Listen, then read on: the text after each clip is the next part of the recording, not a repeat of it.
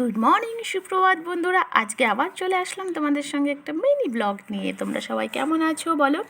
আজকে ছিল আমার দিদির বাড়িতে গৃহপ্রবেশের পুজো। তো এটা হচ্ছে, দেখো আমরা ফাইনালি চলে এসেছি ওর বাড়িতে। এটা হচ্ছে বাড়ি, এখন ভিতরে ঢুকবো। যদিও ওদের ইচ্ছা ছিল অনেক বড় করে অনুষ্ঠান করে ঘরে ঢুকবে, কিন্তু একটু ইমার্জেন্সির জন্য তাড়াতাড়ি ওদের গৃহপ্রবেশ করতে হলো। এটা হচ্ছে পুরো নিচে এখনও কাজ চলছে, কমপ্লিট হয়নি, কিন্তু উপরটা কমপ্লিট হয়ে গেছে।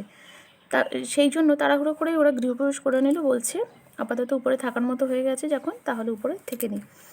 ওই জন্য চলে এসেছি আমরাও সবাই। আজকের পুজোয় আমাদের ইনভাইট ছিল, তো শুধু পুজোই করেছে, আদার্স তেমন কিছু করেনি। পার্টিসিপেট করার ইচ্ছা ছিল, সেটা হলো না। যাই হোক, এখানে দেখো সবাই এসছে গেস্টরা, তো আমরাও চলে আসলাম। এটা হচ্ছে ওদের উপরের বাড়িটা, কিন্তু আমার খুব পছন্দ হয়েছে, খুব সুন্দর। এই যে দেখো, এটা হচ্ছে ঠাকুর ঘর, মাঝখানটায় করেছে ঠাকুরঘর। এখানে এই যে পুজো হয়েছে, হবান টবান হয়েছে, তো সব কিছু রাখা হয়ে গেছে। আমরা অ্যাকচুয়ালি একটু লেট এসেছি, যে জন্য আমরা পুজো অ্যাটেন্ড করতে পারিনি। তো পুজো অলরেডি হয়ে গেছে এখানে সব কিছু। তো এখন সবাই প্রসাদ টসাদ খাবে। যাই হোক, আমি একটু তোমাদেরকে দেখিয়ে দিই ঘরটা। এখানে দেখো গেস্ট এসছে, রেস্ট নিচ্ছে, এখনও কিছুই জিনিসপত্র আনেনি, সব একটু একটু করে আনবে, ঠিক আছে। যে জন্য তাড়াহুড়ো করে ঘরটা ঢুকে গেল, ওরা পুজো করে নিয়েছে। তো এইটা দেখো, একটা রুমের মধ্যে দিয়ে এসে এখানে ছিল বেলকনিটাও বেশ একটু বড়, চকের মতো জায়গা রেখেছে বলতে পারো। এখানে একটা রুম হয়ে যেত, কিন্তু সেটা করেনি। তো খুব সুন্দর। আর দেখো এখান থেকে ওদের সাইডের ভিউজগুলো কত সুন্দর। আর এটাই দেখো, এটা তো রুম দেখিয়েছি, আর এইটা হচ্ছে হল। তারপরে রয়েছে আর একটা বেডরুম।